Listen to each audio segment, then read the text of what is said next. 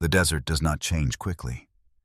It changes the way stone changes silently, without warning 1 degree at a time, until what used to be familiar becomes unlivable. At first, the difference is almost invisible.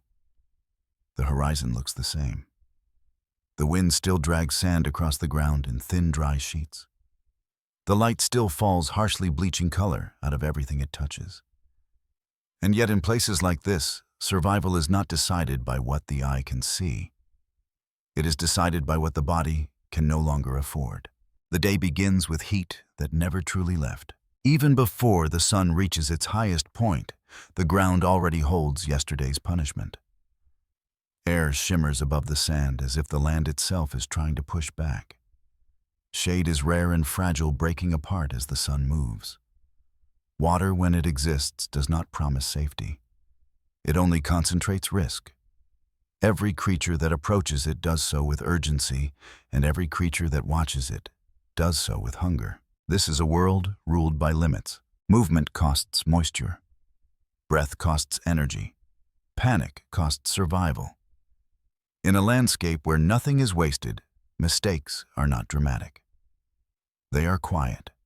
They arrive as exhaustion that does not lift, as thirst that returns too quickly, as a moment of hesitation that stretches just long enough for the desert to tighten its grip.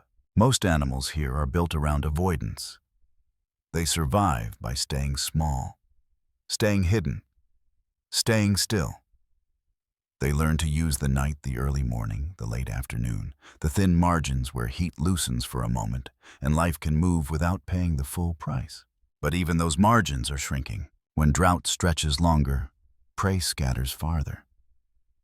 Paths that once led reliably to water become empty lines in the sand. The old rhythms of movement begin to break, and with them the unwritten rules that kept predators and prey balanced in a predictable dance. In this place, the law of survival is supposed to be simple. Conserve energy, wait for the right hour strike when the world gives you an advantage. Yet nature has never promised that its rules will remain stable. Sometimes the environment changes faster than instinct. Sometimes the conditions that shaped a species for thousands of years begin to shift in ways the body cannot immediately answer. The same behaviors that once guaranteed survival become delayed, inefficient, almost dangerous. And the animals that survive are not always the ones with the sharpest teeth or the strongest muscles. They are the ones that adjust first, even if adjustment looks like breaking the rules. There is a certain kind of silence that forms when a system begins to fail. It is not the silence of calm. It is the silence of things thinning out. Fewer footsteps in the night. Fewer shadows crossing open ground. Fewer chances for predators to test their advantage. The desert still looks alive, but it moves differently. It hesitates. It holds back. It seems to wait for something to give. And in that hesitation, something strange begins to happen. Somewhere out there, a predator rises at the wrong hour. It steps into the light when instinct says it should be hidden.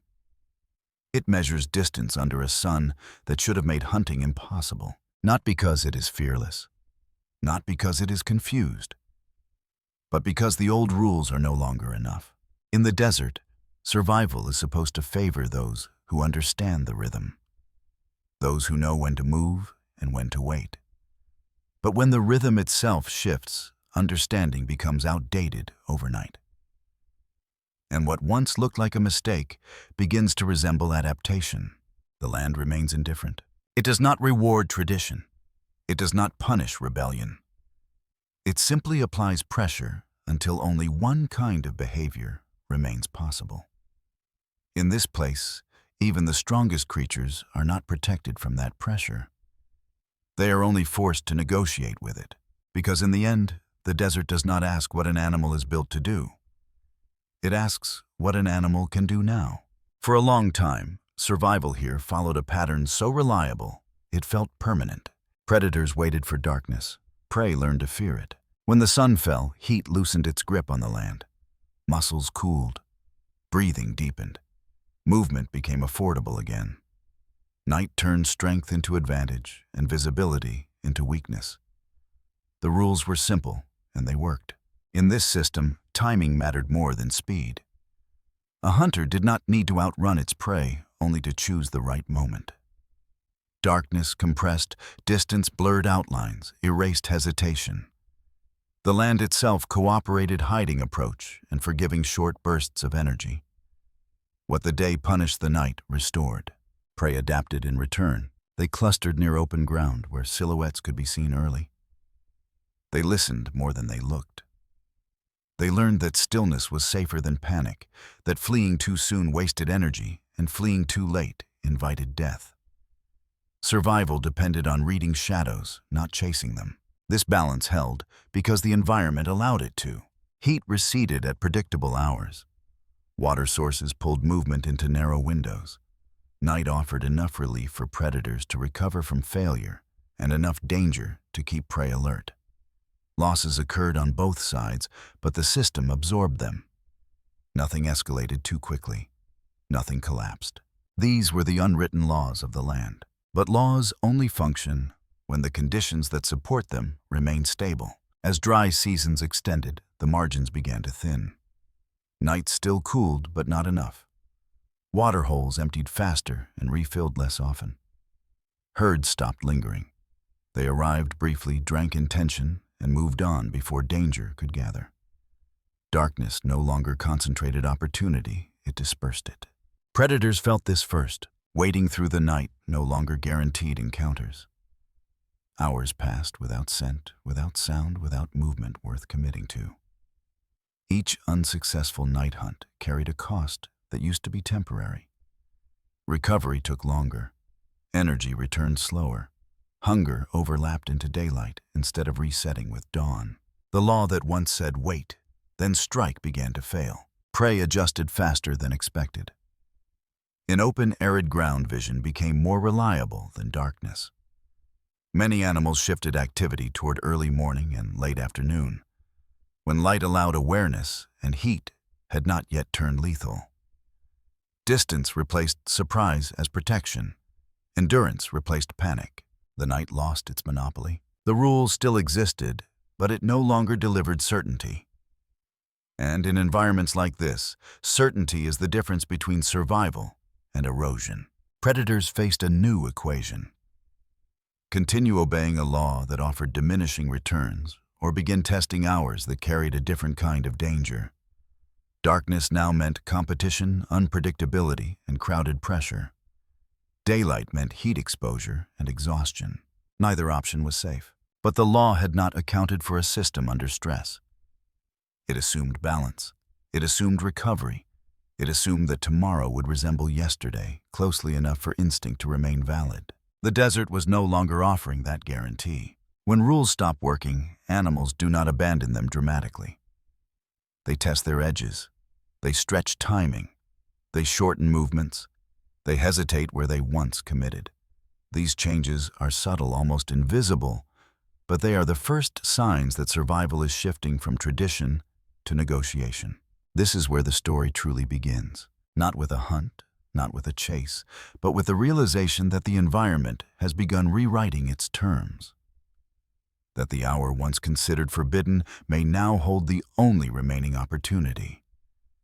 And that following the rules without question may be more dangerous than breaking them carefully. Because in places like this, the land does not care whether a rule was ever fair. It only cares whether it still works. There was a time when the rules still felt intact. The night came as expected, cooling the air just enough to invite movement. The ground held scent cleanly. Wind stayed low and predictable. Somewhere ahead, shapes gathered where water once lingered longer than it should have. Everything about the moment suggested familiarity, a sequence repeated countless times before a pattern the body recognized without thought. This was how it was supposed to work. The predator moved with restraint, not urgency. Each step closed distance without revealing intent. Darkness softened outlines, folded space inward, made approach economical. There was no need to rush. The land itself was cooperating, offering concealment, reducing the cost of patience. Prey moved cautiously, but not frantically. Heads lifted, then lowered again. They trusted the rhythm they had learned, that danger belonged to sudden motion, not to stillness. Their awareness was tuned to shadows that moved too fast, sounds that came too close. Nothing yet violated expectation. For a while, everything aligned. The distance shrank to what instinct recognized as workable. Not ideal, but acceptable. The predator adjusted its angle slightly, accounting for wind, for ground texture, for the subtle ways sound travels differently at night. This was not improvisation. It was repetition refined by time. Then something small shifted, not a dramatic disruption, not a clear signal of failure. Just a delay, barely perceptible, but enough to matter. The prey did not pause where it usually did. A subtle change in terrain forced it to keep moving. The predator adjusted again, burning slightly more energy than planned, extending the approach by seconds that should not have been necessary. The moment stretched. Instinct pressed forward, urging commitment. The body responded, but not with the same confidence. The distance was closing, yet the timing felt off. Darkness still provided cover, but the margin was thinner than it should have been. The predator advanced anyway, trusting a rule that had rarely failed before. The burst came fast and controlled. For a brief moment, everything balanced on precision. The final meters, the alignment of bodies, the expectation that the land would resolve the encounter quickly. But the prey reacted sooner than expected. Not panicked, not chaotic. Simply ready. The chase extended, only slightly, only long enough to shift the equation. Muscles heated faster than they should have. Breath shortened earlier than expected. The predator ended the pursuit, quickly breaking off before exhaustion could deepen into danger. It stood still in the dark, breathing hard, absorbing the cost. This was not a loss in the way predators usually lose. No injury, no dramatic escape. Just a failure that felt heavier than it should have been. Recovery took longer. The body did not reset with the same efficiency. When dawn arrived, it found the predator still paying for a moment that once would have resolved cleanly. The rule had not broken, but it had bent. What lingered was not hunger alone, but doubt, an unfamiliar sensation carried not as thought, but as hesitation in the next movement. The predator did not abandon the night after this. It continued to rely on it. But something had changed. The confidence that once allowed commitment without calculation had thinned. The law still worked, just not as well. And in environments like this, a law that works almost well is already becoming dangerous. The next encounter comes under harsher conditions. The night is warmer than it should be, carrying the heat of the day instead of releasing it. Air moves unevenly, now shifting without warning, pulling scent apart and scattering it before it can settle. The ground feels different beneath each step, harder, drier, less forgiving. This is still the right hour to hunt according to the old rules. But the rules are starting to ask for more than the body wants to give. Movement begins the same way. The predator advances with care, keeping low, using what little darkness still offers. Prey is present, but altered. They no longer cluster tightly. They spread out, creating distance where darkness once collapsed it. Vision matters more to them now. They lift their heads more often, pause, less move with purpose instead of routine. Instinct presses forward anyway. This is familiar ground, familiar timing. The body expects the land to cooperate, as it always has. It adjusts its path, compensating for wind, accepting the longer approach as a temporary inconvenience rather than a warning. Energy is spent earlier than planned, but the cost still feels manageable, until it doesn't. The predator commits at a distance that would once have been safe. The response is immediate. Prey reacts not with panic, but with coordination, turning spacing out, forcing the pursuit into open ground, where darkness offers less advantage than expected. The chase stretches again, not dramatically, but enough. Heat rises fast, breathing shortens. Muscles burn unevenly, signaling fatigue before contact is made. The predator recognizes the threshold too late this time. Ending the pursuit becomes a necessity rather than a choice. It breaks off abruptly, standing exposed, chest-heaving, senses flooded by effort instead of opportunity. Nothing about this moment feels right. The prey disappears into distance, intact. The predator remains where it stopped, aware that retreat must happen now, before collapse replaces control. It moves back toward cover, but recovery is slow. The body does not rebound. It carries the cost forward.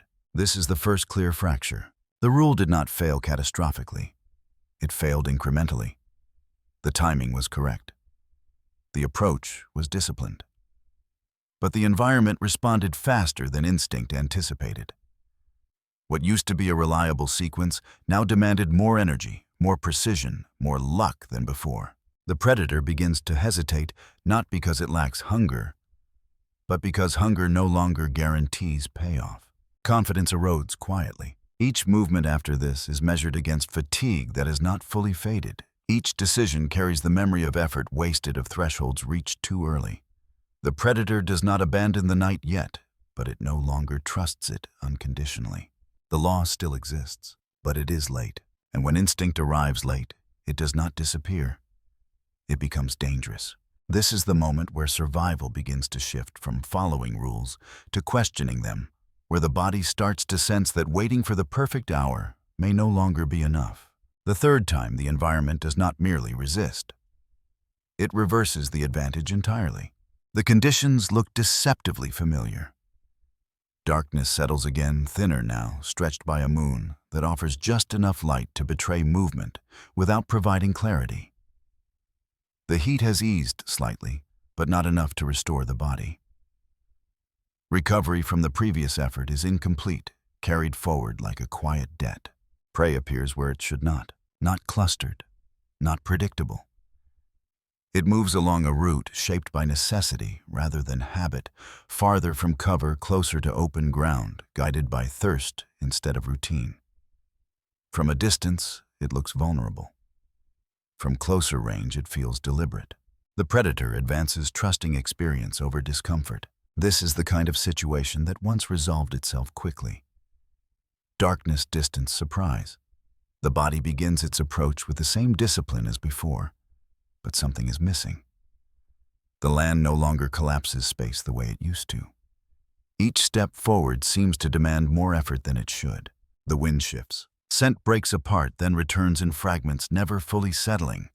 The predator adjusts again, angling for control, spending more energy just to stay aligned with the moment. Instinct insists this is still workable. Hunger reinforces the push. Commitment comes a second too late. When the predator moves, the prey does not scatter blindly. It turns into the open, using light and distance as protection. The ground offers no interruption, no obstacle to shorten the encounter. Darkness does not hide the pursuit. It exposes it. The chase begins and immediately feels wrong. Muscles strain too early. Breathing spikes.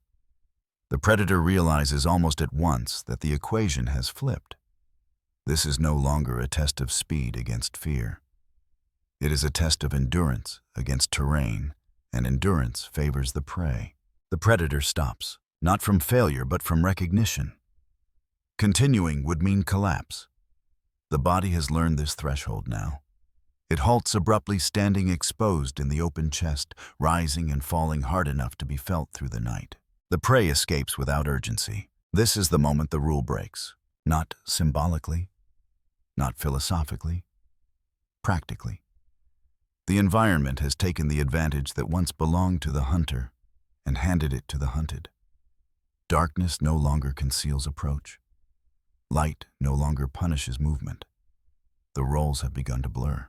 The predator retreats slowly, painfully aware that it has lost more than an opportunity. It has lost leverage. What remains is not confusion, but clarity of a harsher kind. The land is no longer neutral ground. It is actively shaping outcomes. The predator can no longer rely on timing alone. The environment now decides when instinct arrives too late to matter. This is not a temporary imbalance. It is a shift. From this point forward, every hunt will be filtered through this new reality. Night will no longer be an ally by default. Day will no longer be dismissed outright. Survival will depend on something else, something more precise than tradition. The predator moves away, conserving what little remains, carrying a realization that does not yet have a solution. The environment has changed its role, and the old rules no longer recognize who they were meant to protect. There is no moment when retreat feels safe anymore. The land has closed in quietly, reducing choices without ever announcing the change. Paths that once offered alternatives now funnel movement into narrower corridors. Shade arrives later and leaves sooner. Water pulls everything predator and prey alike into the same shrinking spaces where avoidance becomes temporary at best. This is the stage where rules stop offering guidance. The predator moves again, not because conditions are right, but because staying still has become its own risk. Hunger no longer waits patiently in the background. It intrudes, sharpening decisions in ways that feel urgent rather than calculated. The body senses that something must be attempted not ideally, but decisively. The next opportunity forms under imperfect light, not full night, not full day. A threshold hour where heat has not yet peaked and darkness has not yet surrendered. The ground is exposed. The air is unstable. Prey is present but alert, aware that these hours punish hesitation on both sides. This is not the kind of moment instinct prefers. Under the old rules, this hour would have been ignored too bright to hide, too warm to commit. Waiting would have been the correct choice. But waiting has lost its meaning. The body does not have the luxury of ideal timing anymore. The predator advances anyway. Each step forward narrows the exit behind it. There is no extended approach, no careful repositioning. The land does not allow it. Distance must be closed quickly or abandoned entirely. The predator accepts this constraint without resistance. The decision is already imperfect. When the burst comes, it is shorter than before. Controlled, deliberate, shaped by necessity rather than confidence. The predator commits knowing that there will be no second chance, no correction if the angle is wrong. Everything must resolve immediately. For a brief instant, it almost does. Then resistance stretches the moment longer than it should. Not enough to fail outright, but enough to tip the balance. Heat surges. Breath tightens. The body recognizes the danger at the same time it finishes the attempt. Success, if it can be called that, arrives burdened. There is no dominance in this outcome, no margin left to secure it. The predator disengages quickly, prioritizing withdrawal over possession. The land offers no cover to linger. Recovery must begin now or not at all. This is the truth of having no way back. The predator has acted outside the old rules and paid for it. But not acting would have carried its own cost, one that would have accumulated until action was no longer possible at any hour. The choice was never between safety and danger. It was between different kinds of loss. The environment does not care which was chosen. As the predator moves away, weakened but alive, the pattern becomes clear. The system no longer supports hesitation. It no longer rewards patience. It demands decisions under pressure where timing is compromised and outcomes are incomplete. This is what it means to lose the path behind you. From here on, survival is not about returning to what once worked. It is about managing decline carefully enough to keep moving forward. The predator does not gain an advantage by acting now, but it avoids collapse by refusing to wait. And in places like this, avoiding collapse is sometimes the only victory that remains. The climax does not arrive as a single violent collision.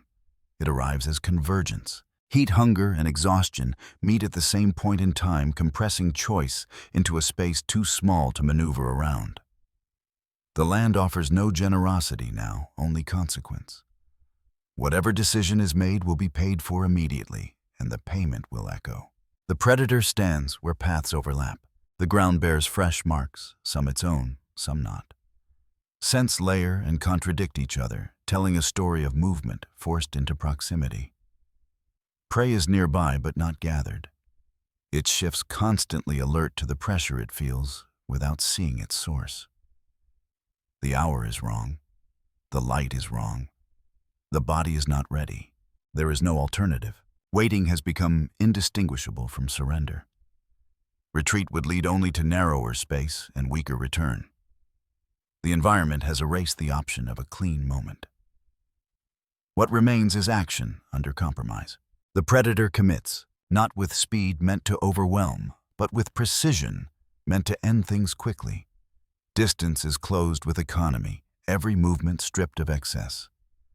There is no chase planned beyond the first seconds. There cannot be.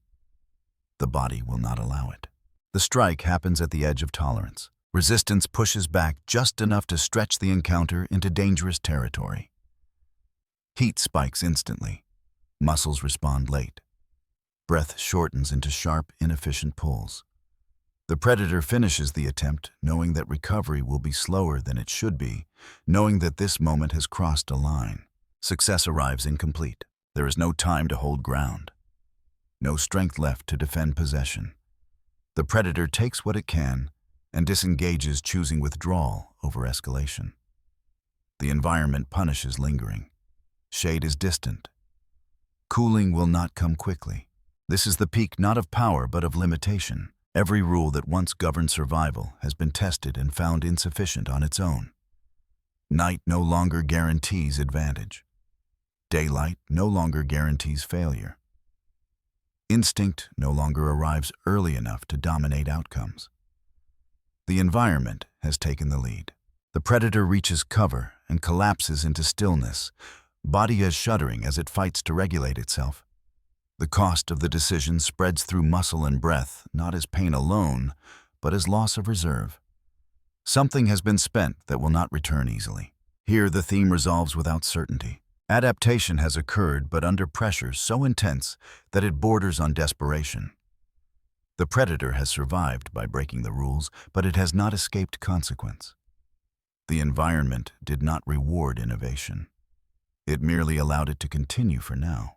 This is the truth of survival in a shifting system. Those who adapt first do not do so cleanly. They do it while paying a price others have not yet been forced to pay.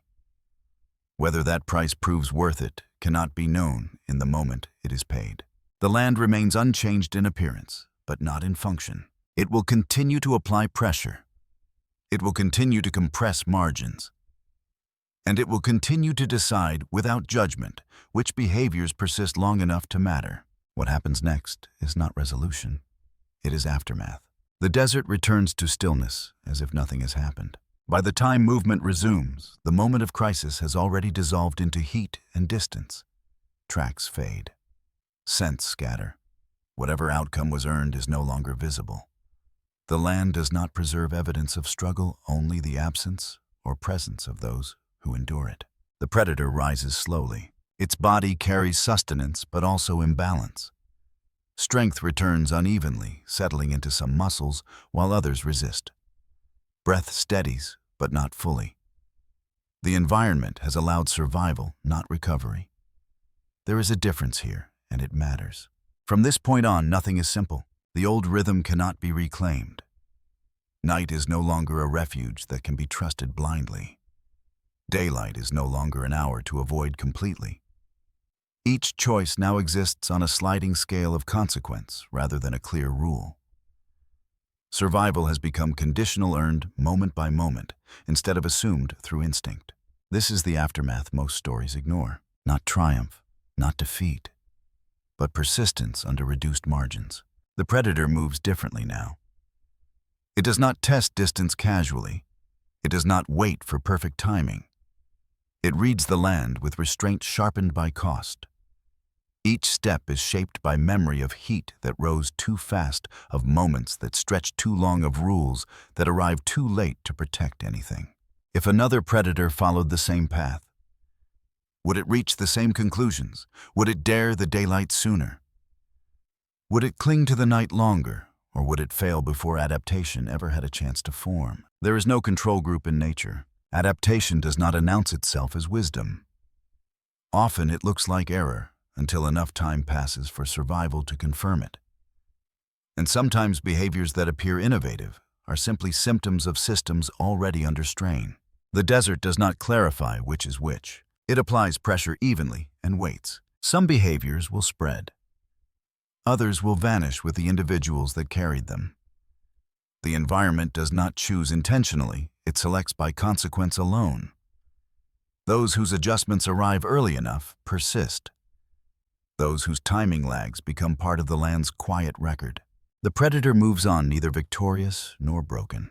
It has learned that survival is no longer about following the rules perfectly, but about recognizing when the rules themselves have begun to fail. Strength still matters.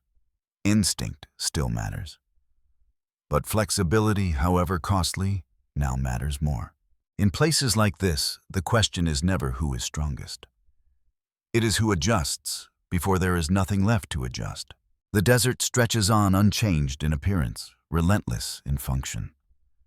Tomorrow will bring the same heat, the same scarcity, the same narrowing margins.